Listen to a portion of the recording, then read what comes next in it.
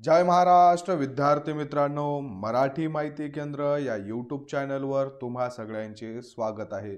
विद्यार्थी मित्रांनो, खूप महत्त्वाच्या आणि इम्पॉर्टंट गोष्टीबद्दल आपण आज चर्चा करणार आहोत.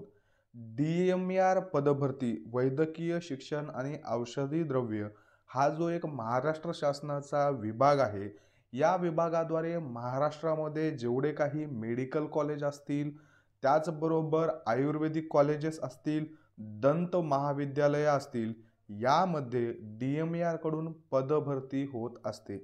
DMER अंतर्गत गट अ, गट ब असेल किंवा गट क आणि गट ड या चारही संवर्गाची पदभरती ही होत असते. विद्यार्थी मित्रांनो, आपले जे सबस्क्रायबर आहेत बरेच DMERचं प्रिपरेशन करणारे आहेत. DMERची पदभरती कधी येणार आहे असे खूप सारे ते प्रश्न विचारत असतात. त्याचमुळं आता एक निवडणुका झालेल्या आहेत, कालच खातेवाटप झालेलं आहे आणि त्याचबरोबर देवेंद्र फडणवीस यांनी 1.5 लाख पदभरतीची घोषणा सुद्धा केलेली आहे. या सगळ्यांच्या संदर्भामध्ये सगळ्यांचा विचार केला, असं लक्षात येतंय की खरंच प्रिपरेशन करणारे जे विद्यार्थी आहेत त्यांच्याशी संवाद साधणं आणि वेगवेगळ्या विषयांवर चर्चा करणं खूप महत्त्वाची बाब आहे. विद्यार्थी मित्रांनो, बरेचसे कमेंट येत आहेत. त्यामध्ये बऱ्याच प्रमाणात निगेटिव्ह कमेंटसुद्धा आहेत, काही पॉझिटिव्ह कमेंटसुद्धा आहेत.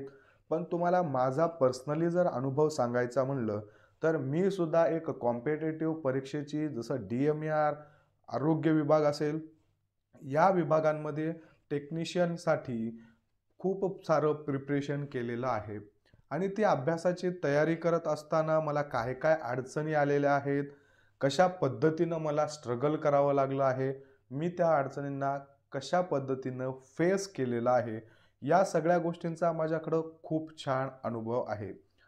बरेचसे विद्यार्थ्यांचे वेगवेगळे निगेटिव्ह कमेंट्ससुद्धा आहेत. त्या कमेंट्ससुद्धा मला खूप सारं प्रोत्साहन देतात आणि जे काही विद्यार्थी पॉझिटिव्हली व्हिडिओ पाहून त्यातून काही ना काही नॉलेज घेऊन एक प्रिपरेशन करून पद मिळवण्याच्या मार्गाने चाललेत, त्यांचंसुद्धा मला खूप जास्त प्रोत्साहन मिळत असतं. विद्यार्थी मित्रांनो, मी या खूप साऱ्या अडचणी आहेत त्या खूप जवळून पाहिलेल्या आहेत.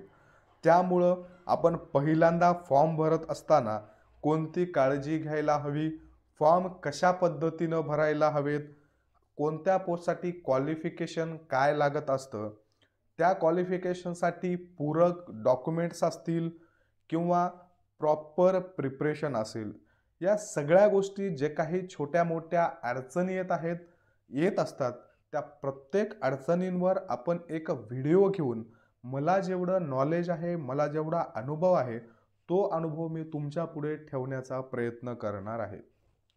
तर आपण आता पुढील 100 दिवसांमध्ये पदभरती येणारच आहे. त्याविषयी ॲक्च्युअली ऑलरेडी खूप सारे व्हिडिओसुद्धा पाहिलेले आहेत. विद्यार्थी मित्रांनो, त्याबद्दल थोडंसं 2 मिनिटं बोलायचं म्हणलं, तर सध्या 1.5 लाख पदभरतीची जी घोषणा आहे, या घोषणेविषयी खूप जण विचारत आहेत, "सर, खरंच जाहिरात येईल का? किंवा याआधी ज्या प्रकारे सरकारनं घोषणा केलेल्या आहेत, अशा खूप सारे पेपर आहेत ज्यांचे एक्झामसुद्धा झालेले आहेत आणि अजून देखील नियुक्त्या भेटलेल्या नाहीत किंवा परीक्षेचे फॉर्म भरून 2-2, 3-3 वर्ष झालेले आहेत, त्यांचे एक्झाम कंडक्ट कधी होतील?" असे खूप सारे प्रश्न आहेत. पण विद्यार्थी मित्रांनो, ही जी 1.5 लाख पदभरती घोषित केलेली आहे, या पदभरतीवरती 100% अंमलबजावणी केली जाऊ शकते. त्याचं एक तुम्हाला उदाहरण सांगतो, त्याचं एक कारण सांगतो. बघा, लाडकी बहीण योजनेमध्ये खूप सारं जे पैसा आहे, हे पैसा वाटप केलेलं आहे. त्यानंतर नुकतेच जे निवडणुका झालेल्या आहेत विधानसभेचा, या विधानसभा निवडणुकीला सुद्धा खूप जास्त खर्च लागलेला आहे. त्यामुळे सध्या महाराष्ट्र शासनाचं जे काही बजेट आहे, ते खूप कमी आहे. त्यांचा खूप जास्त खर्च झालेला आहे. मग आता तो खर्च भरून काढण्याची त्यांच्याकडे खूप चांगली संधी आहे. त्याचं कारण असं की 2026 जानेवारी 2026 पासून या काही ग्रुप कच्या जितक्या काही पदभरती असतील आणि ग्रुप बचे जे काही अराजपत्रीय आतापर्यंत सरळ सेवेने भरले जाणारे पद आहेत, यांच्यावर पेपर जो आहे, याची जी पदभरती आहे, ती पदभरती आता लवकरच MPSC करणार आहे, त्यांच्याकडे हँडओव्हर केली जाणार आहे. मग त्याआधी आत्ताचं जे 31 डिसेंबर 2025 पर्यंतचं टेंडर दिलेलं आहे IBPS आणि TCS कंपनींना, या खाजगी कंपन्या आहेत. यांना प्रत्येकी एका मुलाला एक फॉर्म भरण्यासाठी जवळपास ₹1000 चार्जेस आहेत आणि त्यामधून महाराष्ट्र शासनाला खूप सारा मुनाफा मिळत असतो. त्यामध्ये खूप जास्त पर्सेंटेज जे आहे ते महाराष्ट्र शासनाला सुद्धा मिळत असते.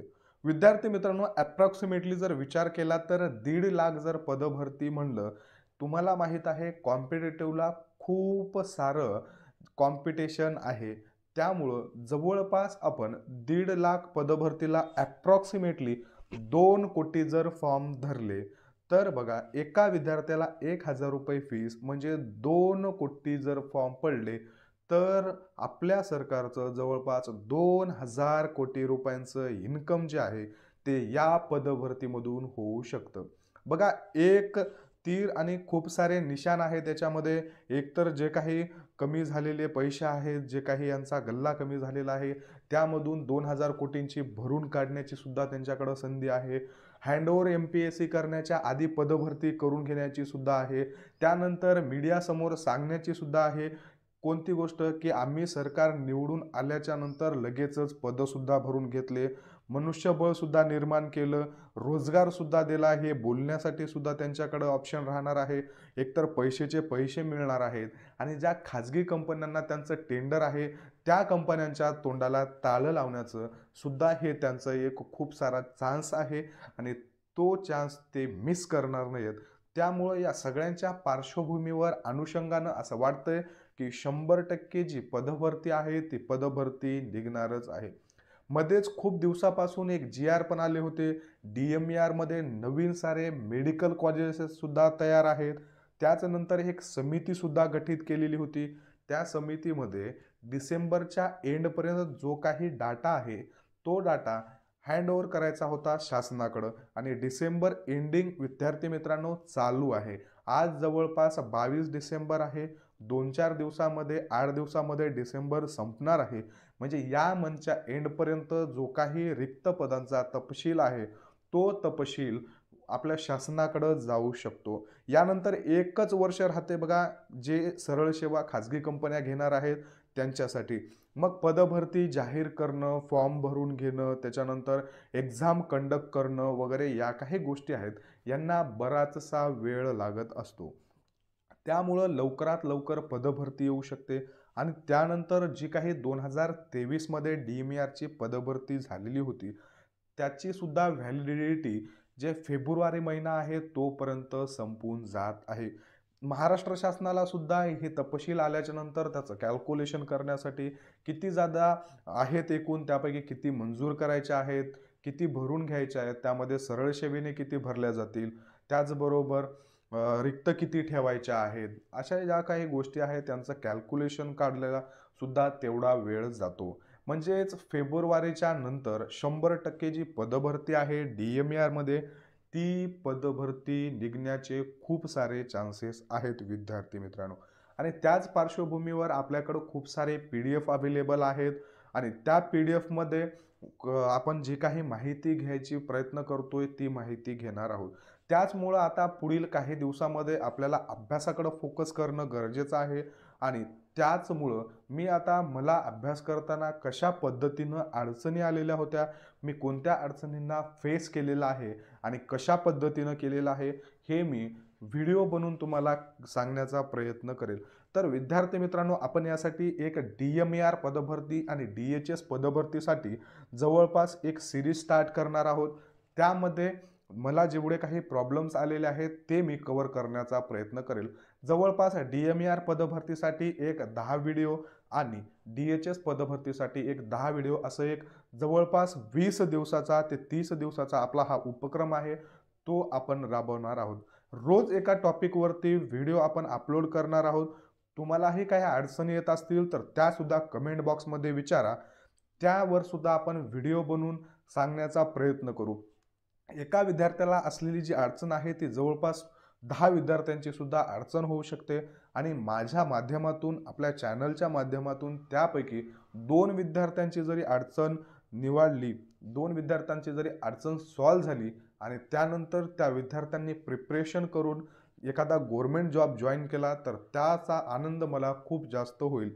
तर आपण याच्यामध्ये बेसिकपासून डीपमध्ये पर्यंत सगळे प्रश्न सॉल्व्ह करणार आहोत आणि वेगवेगळ्या टॉपिकवर, जसं की पदं कोणते कोणते असू शकतात, कोणत्या पदासाठी क्वालिफिकेशन काय असू शकते, वयोमर्यादा हा एक टॉपिक खूप आहे. कारण सेंट्रल गव्हर्नमेंटनं कोविडनंतर 3 वर्षाचं रिलॅक्सेशन दिलं आहे. मग आपल्या महाराष्ट्र स्टेटचं काय, त्याचनंतर मग कोणत्या कोणत्या पदांसाठी फॉर्म भरला पाहिजे. गेल्या वेळेस तुम्हाला उदाहरणात सांगतो, लॅब टेक्निशियन आणि लॅब असिस्टंट या दोन्ही पदांसाठी विद्यार्थ्यांनी फॉर्म भरले आणि दोन्हींचे पेपर एकाच दिवशी होते. मग अशा चान्सेसमध्ये काय केलं पाहिजे, कोणते पदं असतील, कोणत्यासाठी फॉर्म भरला पाहिजे, मल्टिपलसाठी भरला पाहिजे का एकाच पदासाठी फॉर्म भरला पाहिजे, किंवा मग अभ्यास कसा केला पाहिजे, स्ट्रॅटर्जी काय असली पाहिजे, कोणते पुस्तकं फॉलो केले पाहिजे. अशा वेगवेगळे जे काही अडचणी आहेत, वेगवेगळे जे काही टॉपिक आहेत, या टॉपिकला आपण आजपासून व्हिडिओ घेऊन कव्हर करायला सुरुवात करणार आहोत. आणि या व्हिडिओची जेव्हा आपला हे 10-15 दिवसाचा जो काही DMERचे सगळे प्रॉब्लेम सॉल्व्ह करण्याचा जो काही उपक्रम चालणार आहे, त्यानंतर या सगळ्यांची मी एक तुम्हाला प्लेलिस्ट बनवून देणार आहे, जिथं तुम्ही सिक्वेन्सली जाऊन सगळ्या गोष्टी पाहून घेऊ शकता. आज आपण फक्त इंट्रो पाहिलेला आहे, त्यामध्ये सुद्धा खूप महत्त्वाच्या माहितीसुद्धा पाहिलेल्या आहेत, ज्या काही तुम्हाला उपयोगात सुद्धा येणार आहेत. जर तुमचे कोणी मित्र, मैत्रीण, बहीण, भाऊ वगैरे असतील, जे काही प्रिपरेशन करत असतील, सरळ सेवेचं करत असतील आणि विशेषतः ज्यांना मेडिकल फील्डमध्ये जॉब करायचा आहे, अशा विद्यार्थ्यांपर्यंत नक्की पाठवा आणि आपल्या या उपक्रमाला जास्तीत जास्त जणांना जोडा अशी विनंती करतो, जेणेकरून सगळ्यांचा फायदा होईल, जास्तीत जास्त जणांचा फायदा होईल असे आशा करतो. त्याचबरोबर तुम्हाला अजून एक विनंती आहे, तुम्ही जर अजून आपलं चॅनल सबस्क्राईब केलं नसेल तर सबस्क्राईब करून ठेवा. अशीच नवनवीन माहिती आपण आपल्या चॅनलवर पाहत असतो. विद्यार्थी मित्रांनो, तुमच्या अजून काही अडचण असतील तर माझ्या पर्सनल इंस्टाग्राम चॅनलची सुद्धा लिंक बायोमध्ये आहे. तिथं जाऊन सुद्धा तुम्ही मला डायरेक्टली प्रश्न विचारू शकता. सगळ्या PDF नोट्स मिळवण्यासाठी आपलं टेलिग्राम चॅनल नक्की जॉईन करा. धन्यवाद.